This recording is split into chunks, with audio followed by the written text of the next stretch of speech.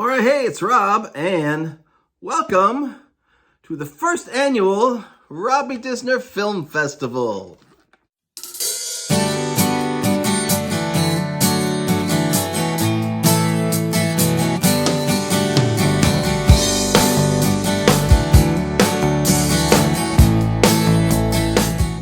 All right, so the camera you just saw in my hand right here is in fact the original Brownie regular 8x8 camera that I used to shoot a lot of 8mm footage with when I was 12, 13, right around 1980. And this was a camera that my grandfather had. It's a simple wind-up affair. You wind up the crank like this, tuck it in, and you get yourself like 30 seconds of footage. And you just run it, and you kind of get good at knowing about how long 30 seconds is because you don't want it to run out if you're trying to film a specific thing. But you just film in increments of 30 seconds. The camera itself would shoot for about Oh, hey, Shook. The camera itself, nice. All right, go. Hey, hit it. The camera itself would shoot for about 3 minutes.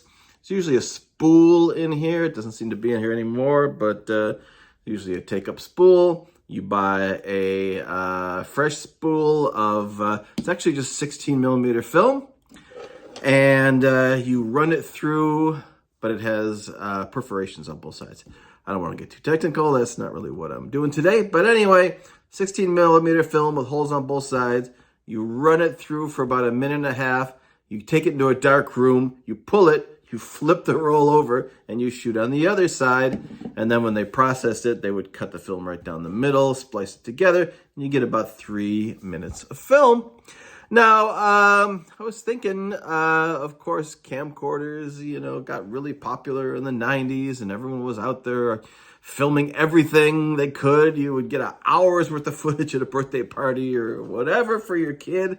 And, but back in the day, you really had to kind of plan out your shots and be economical because, you had 3 minutes and, it wasn't expensive, but you had to pay $7-8 for a roll of film, and then you had to pay another $10 or $15 to develop it. So, when you were a kid or whatever, it cost enough that you really had to think, what do I want to shoot today, and be real specific about it, versus today when you can just shoot anything on your phone for free all the time, and you don't even give it a second thought. But anyway, so I used to shoot a lot of this 8mm footage. Later on, I got a Super 8 camera that matches the projector I'm going to show you in a second.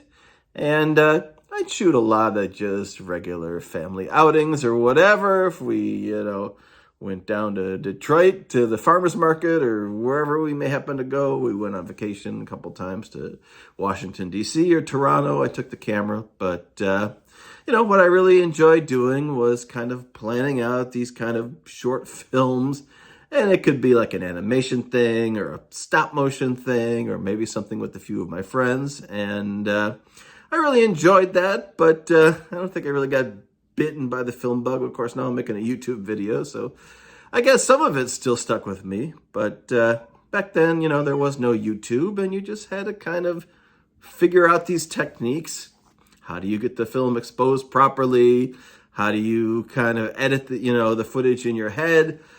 Back then, I did have an editor, but all I did was just take it and splice pieces of film together so I could make one long movie. It never occurred to me, I don't think, to take a scene here and put it here and that kind of stuff. So you would film everything in order the way you wanted it, and the scene would be basically as long as you wanted to film it, and then you'd stop. And like I said, later on, I moved to Super 8, which was a cartridge that you put in, a lot easier to deal with, but still the same basic idea. The Super 8 camera I had, you could do fade outs and slow motion or undercrank it, So you had some different options. And this is the projector that I had. I think I got this as a set with the Super 8 camera, but maybe I had it before. I don't remember having another projector before. And I've literally had this thing for 45 years. It's the Sankyo Dulux 1000. and it literally has never let me down. I mean, 45 years, can you believe it? I think at some point I changed the bulb and maybe the belt in there, just, out of, an overabundance of precaution, but that thing has never, not once ever not fired up and run a roll of film through it. So it's pretty incredible. I don't know. It's probably going to outlast me at this point. Anyway, so I thought it'd be fun today. I don't want to, rattle on for too long here. Just to show you some of the footage that I shot. I don't know. I'm going to guess late 70s, early 80s.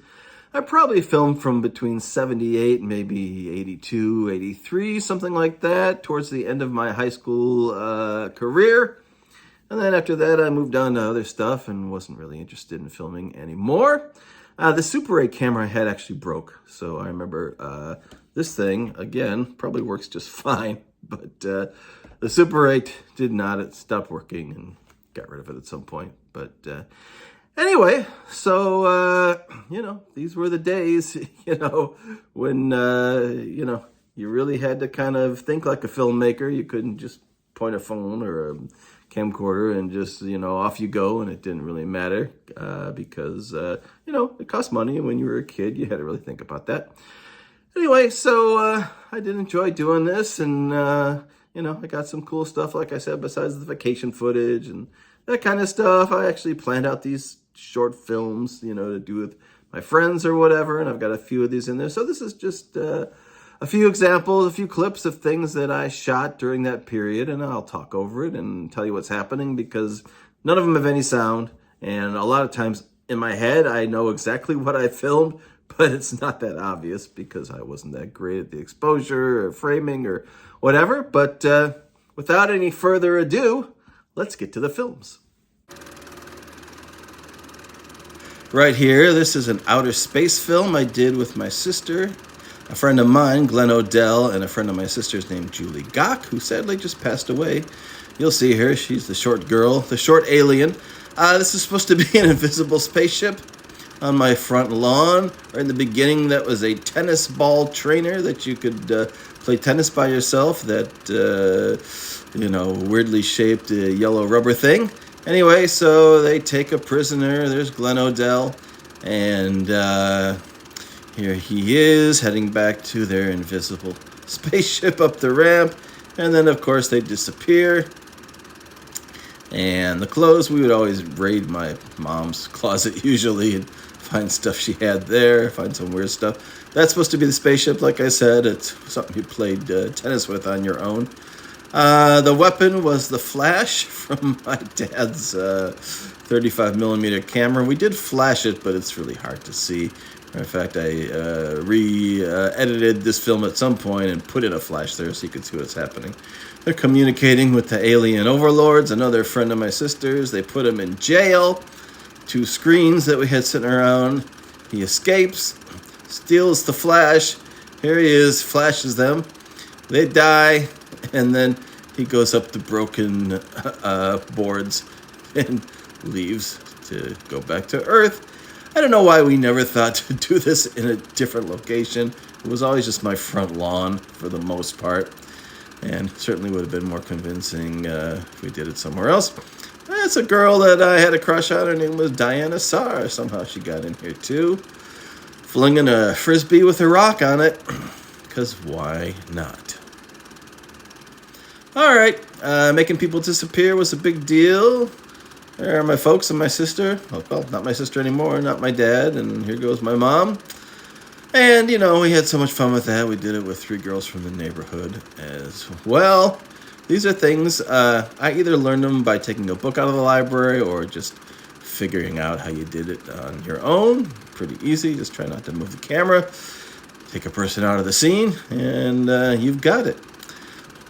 One of the other things I did was, before VCRs, I used to film the TV. Here's an exciting sequence of action, spaceship events from Battlestar Galactica. This is pretty cool. This is my bedroom and everything in it. My crazy 70s funky wallpaper, my desk, my old stereo, skis, my old Yamaha guitar. Great to see all these things. And that's pretty much how I spent most of my youth, hiding under the covers. Anyway, we'll move on from here. Here's some stop motion stuff that we tried to do. This is one of the better ones. And we actually did a pretty good job with the fishing line. We got these things to fly around. And this is dinosaurs versus the cavalry. This was actually shot at my friend Mike's house. He had this whole play set. I think it even included that little carpet. And so, you try to move the things around either by just stopping and starting the camera or by hiding behind them like that and pushing them along. So there never was much of a story. And of course, at the end, you just decided to destroy everything. I'm not sure how we got these woolly mammoths. It was like cowboys and Indians or something with the cavalry. But this is pretty cool. There's an airplane trying to fly.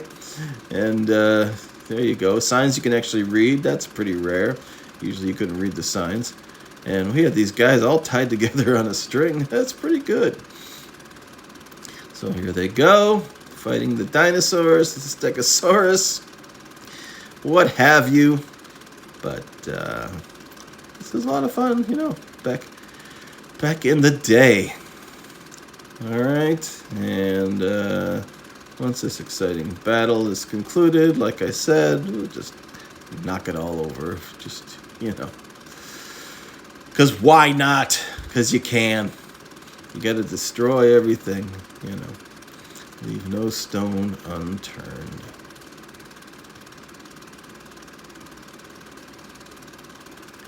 Just thinking about it. There it goes. All right. Adios. There was something I tried to cut out here, and then I realized this was part of the movie. It was somebody's butt, maybe my sister, and it says the end on it. How about that? Here's some sweet footage of my parents dancing on the porch. I always liked this and made sure to hang on to it. So it's a nice little shot that's actually, exposed pretty well and framed properly for the most part. Once in a while I, got it right, but it wasn't often. And as they fade away, I think my sister is dancing around here. And this was downtown by the water in Detroit. And we zip right on to a plane crash movie. There's a Lego plane. And this was an actual recreation of a plane crash that happened at the time. I looked it up and actually read about it. The engine fell off the plane, the bolt disintegrated or something or other, and it was actually a pretty tragic plane crash. It didn't stop us from, recreating it inside of my mom's Buick, which became my first car, actually. There's a piece of tape over the name Buick, so you wouldn't know it's a Buick. Unfortunately, you can't read any of the signs. This says I have nothing left to live for. That says the engine bolt destructor. And with the ski goggles, there goes the bolt and someone's foot, of course. And there goes the plane. We actually drew a runway there on the sidewalk and shattered to bits. Kids used to make monster movies and lots of stuff with blood and gore and people getting stabbed. And that was never really my thing, but I did make an airplane disaster movie. That is the sledding hill in the Oak Park Park. And that's my friend again, John Myers. You have to find like a willing participant who, is okay with being put in these situations. And he was in many of my films. And matter of fact, he was in the airplane film right there. And this one as well. And this is the Maniac in the Park. Of course, when you live in Michigan, you shoot a lot of scenes in the snow. And there he is hiding behind something. He doesn't want to have anything to do with me. And this is, we actually call this the Oak Park Park.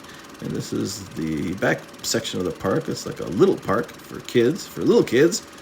And we're running around and doing all sorts of crazy stuff. Some of this footage is very jumpy, very disorienting. But anyway, I chased the guy around, and then he decides he had enough, and he comes back at me here in a second. And it's not going to end well for me. There he is. And there I am. You can tell I'm dead because my tongue is sticking out. And off he runs into the forest. All right. That was really an uplifting tale, don't you think? I can tell this is my Super 8 camera because it's actually fading out. Some more stop motion stuff. This was a little better. I used this girder and panel building set. I did pretty good holding the camera in basically the same spot to see the buildings get built up. And the cars moving, of course, you have to shoot, 1 or 2 frames and stop, and shoot 1 or 2 frames and stop. And I think this was the Super 8 camera. I think it was a little easier. It had a setting which it did that or whatever.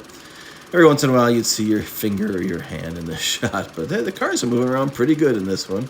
That's not bad. I don't know what I'm doing here. Oh, I think I was trying to film myself sleeping all night. This is something interesting that I caught.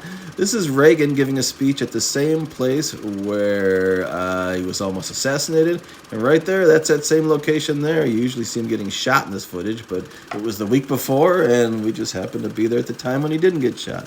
All right, this is a fun thing here. This is, we used to do these Monty Python takeoffs, and this was the first one. This was called Robbie Disner's Silent Slaughterhouse.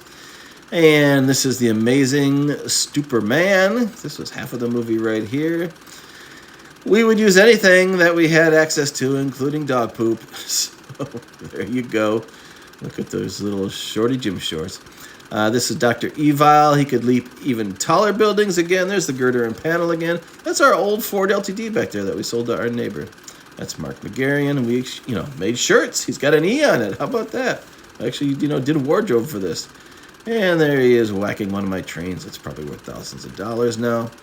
He was faster than even more bull chips. I actually read something interesting that we don't see the white dog poop anymore because they changed the formulation of dog food. They decided to have a fight.